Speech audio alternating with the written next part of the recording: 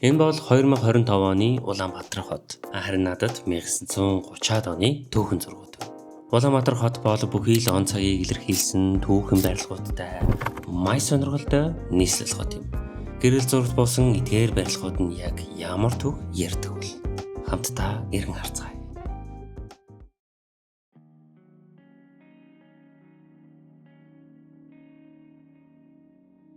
Хамгийн ихний зураг бол Мойсийн төв байрны зураг байна. Энэхүү посткартны зургийг 1946 онд авч ирсэн байна. Мойсийн төв байрны урд байралтай хөшөө бол Маршал Хорлоогийн Чой болсон гойн хөшөө юм.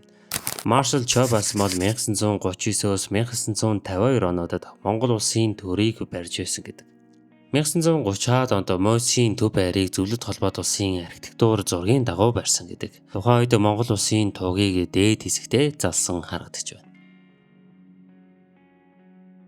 Дараагийн зураг бол Мобисийн төв байрны зураг байна. Энэхүү зургийг 1935 онд авч ирсэн юм байна.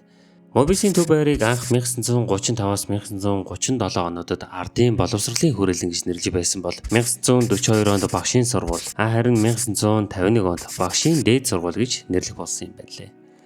Хожим Улаанбаатарын багшийн их сургууль гэх мэт нэрээ сольж явсаар сүүлд Монгол улсын боловсролын их сургууль гэх нэртэй болж үлджээ. Энэхүү зургийг хараад миний ажиглагдсан зүйл болоо барилгын үндсэн хэсэг 2 давхар, голын хэсэг нь 3 давхар байгаа харагдсан. Сүүлд давхар нэмээд 3 давхар болгож ажигласан болоо да гэсэн бодол өрхтөө төрсөн. Тухайн үед Монголын улсын боловсролын их сургуулиуд нийгмийн ухааны судлаач, сэтгэл судлаач, сэтгүүлч, хэл шинжээч гэх чиглэлээр маш олон эрдэмтэн гадаад оюутан төгсөж байсан гэдэг. За дараагийн зураг бол 1950 онд авч байсан одоогийн Улаанбаатар хотын захиргааны барилгын зураг ерөөдөө харагдаж байна. Энэхүү зургийг Сүхбаатарын талбайн голд байрлах Сүхбаатарын хөшөөний баруун талын арслантай гинжний хэсгээс авсан байна. За энэхүү зурагт 3 давхар барилга хуучны машинууд ерөөдөө барилгын үүдээр ингэсэн харагдаж байна. Наадталт нь Монгол дээлтэй хүүхдтэй хүмүүс, харин зааталт нь чимдаан цөх барьсан хүмүүс ерөөдөө алхаж байгаа харагдаж байна. Энэ барилга нь 1950 онд Алтай зочид буудлыг гэж нэрлэгдэж байсан бөгөөд Зөвлөлт холбоот улсын Сталин стилийн загвараар баригдсан гэж нэрлэдэг байна. Тухайн архитектор гэвэл Ц. Нацаг Дорж, Д. Дашням, Д. Батанар нь Зөвлөлт холбоот улсын инженерүүдтэй хамтран барьсан гэдэг.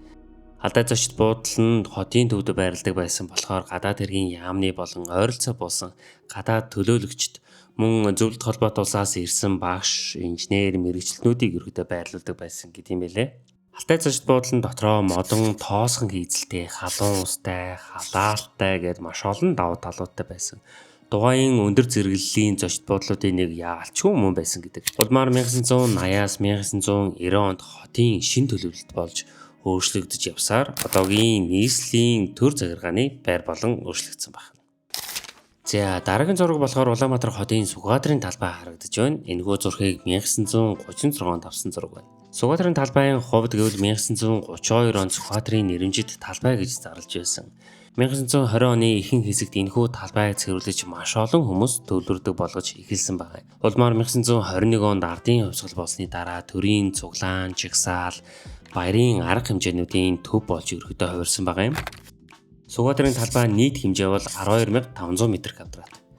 1946 онд Сүхбаатар жанчны хөшөө баригдсанаар албан ёсоор Сүхбаатарын нэрэмжит талбай болгон нэрлсэн байна.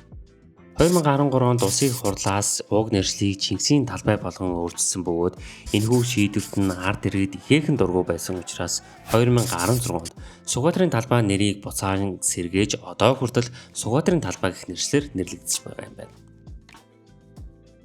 Дараагийн зураг болохоор Монгол улсын төрийн ордон харагдаж байна. Төрийн ордныг 1948 онд авч байсан түүхэн зураг харагдаж байна. Төрийн ордныг 1947-оос 1951 оны хооронд Зөвлөлт холбоот улсын зураг төслөөр барьж дуусгасан байна.